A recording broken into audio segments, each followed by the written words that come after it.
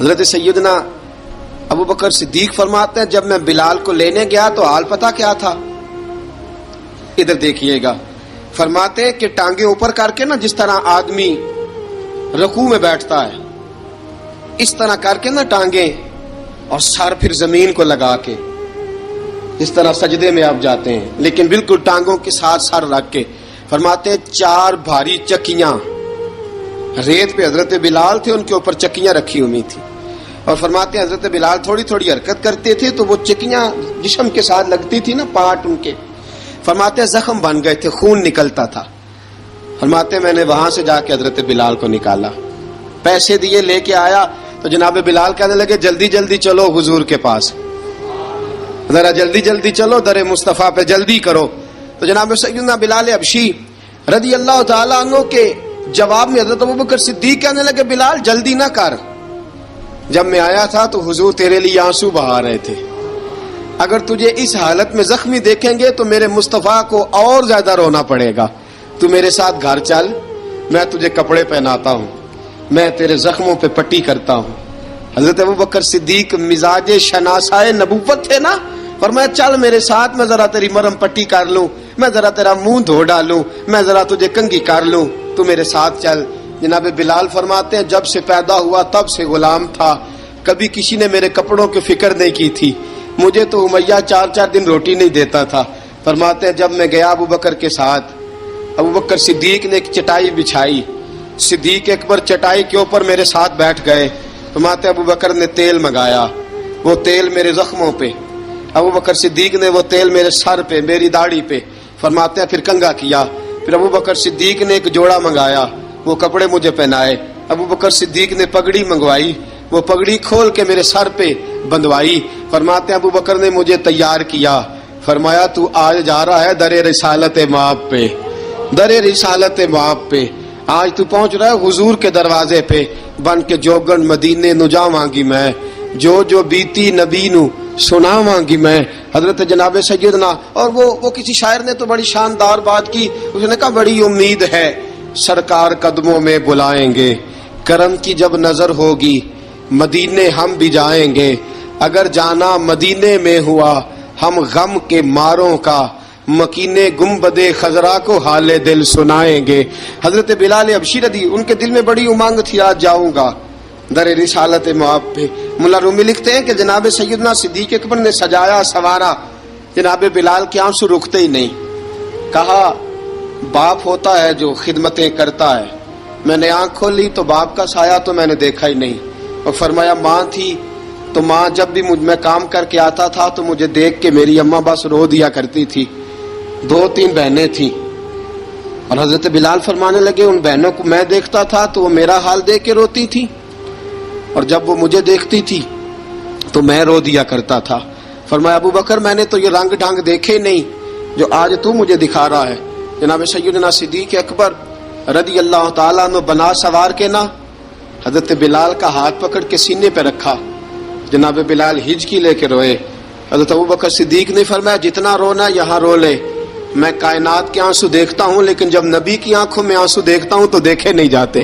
فرمایا یہاں رو لے، حضور کے دروازے پہ جا کے تیری آنکھ میں آنسو نہیں آنا چاہیے، بہا جتنے آنسو بہا سکتا ہے. حضرت بلال حبشی بھی روئے، جناب صدیق اکبر بھی روئے. جب پہنچے نا دروازہ رسول پہ، حضرت سیدنا ابو بکر صدیق لے کے پہنچے، پابند کر دیا تھا نا حضرت بلال کو، بلال تو نے رونا نہیں، عشق ہوئے تے درد ہوئے تے ہائے نکلے، پھر کوئی نہیں رہندا جر کے. حضرت سیدنا بلال حبشی کو لے کے پہنچے در مصطفیٰ پہ. رسول اکرم صلی اللہ تعالی علیہ وسلم نے ایک نظر حضرت بلال پہ ڈالی، جناب بلال نے یوں آنکھ ملائی تو سر جھکا لیا، وعدہ کیا تھا نا رونا نہیں، سر جھکا لیا. اب دوسری نظر نبی کریم صلی اللہ تعالی علیہ وسلم نے جب اٹھائی نا حضرت ابوبکر صدیق کی طرف تو حضور نے فرمایا صدیق تیرا شکریہ، ابو بکر اللہ تجھے جزا دے. جب رسول پاک کی زبان سے یہ لفظ نکلے تو جناب صدیق اکبر نے ہاتھ اٹھائے، یوں ہاتھ باندھے جب رسول پاک کے سامنے تو سب سے زیادہ آنسو ابو بکر صدیق کے اپنے نکل گئے. کہا یا رسول اللہ میں غریب بے نوا، تو امیر حرم، تو کجا من کجا. کہا حضور یہ شکریہ کے لفظ یا رسول اللہ میں کہاں اور آپ کا شکریہ کہاں؟ نبی پاک صلی اللہ علیہ وسلم نے فرمایا ابو بکر کاش تو تھوڑے سے پیسے میرے بھی ملا لیتا، بلال کو خریدنے میں میرا بھی حصہ ڈال لیتا، میں چاہتا تھا۔ ابو بکر پھر روئے، کہا یا رسول اللہ میرے پیسے کس کے ہیں؟ آقا میں بھی آپ کا، یہ بھی آپ کے۔ جناب سیدنا بلال حبشی رضی اللہ تعالیٰ عنہ کی طرف حضور نے دیکھا تو فرمایا بلال آ یار ذرا سینے سے تو لگ جا۔ اب حضرت بلال دوڑے، جب رسول پاک کے سینے سے لگے تو ایک جملہ میرے محبوب کی زبان سے فرمایا بلال تو نے بڑی سختیاں برداشت کی ہیں، تجھے میرا اللہ ہی جزا عطا فرمائے گا، تو نے بڑے دکھ دیکھے ہیں۔ اب سیدنا بلال تڑپے، رسول پاک صلی اللہ تعالی علیہ وسلم بھی روئے۔ حضور نے اپنے ساتھ بٹھا لیا سیدنا بلال کو، حضور نے گھر پیغام بھیجا، فرمایا ختیجہ گھر میں کچھ ہے تو بھیجو، بلال آیا ہے۔ اب حضرت خدیجہ الکبریٰ اندر سے کیا آواز دیتی ہیں؟ کہتے ہیں حضور مبارک ہو، اللہ نے بلال کو آزادی عطا فرما دی۔ وفاشار بیوی اندر سے۔ اب حضرت سیدنا زینب رضی اللہ تعالی عنہا میرے محبوب کی شہزادی، چھوٹی سی عمر ہے، ایک برتن کے اندر کھجوریں لے کے آئیں، ایک برتن میں کھجوریں۔ اب لا کے جب کھجوریں رکھی نا تو سیدنا صدیق اکبر نے ہاتھ بڑھایا کھجوریں اٹھانے کے لیے تاکہ میں دوں۔ حضور نے فرمایا نہ ابو بکر، بلال پہلے دن آیا ہے، پہلے تو نے جتنی خدمت کرنی تھی تو گھر کر کے آیا، میری باری ہے۔ حضرت بلال حبشی فرماتے ہیں کائنات میں نے اتنا پیار کبھی دیکھا ہی نہیں تھا، 30 سال سے زیادہ میری عمر تھی، مجھے تو کبھی کسی نے پاس بٹھا کے کھانا کھلایا ہی نہیں۔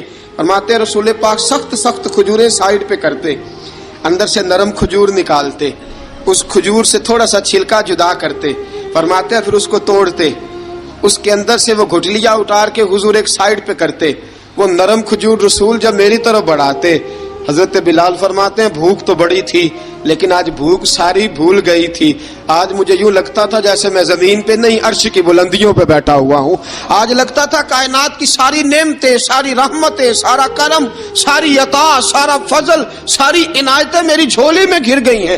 فرماتے ہیں رسول پاک صلی اللہ تعالی علیہ وسلم نے مجھے بڑے محبت سے بٹھایا، حضور علیہ السلام نے محبت سے کھلایا، دودھ پلایا، فرماتے بڑا پیار کر کے نا تو جناب سیدنا صدیق اکبر نے کہا حضور بلال کی ڈیوٹی کیا ہوگی؟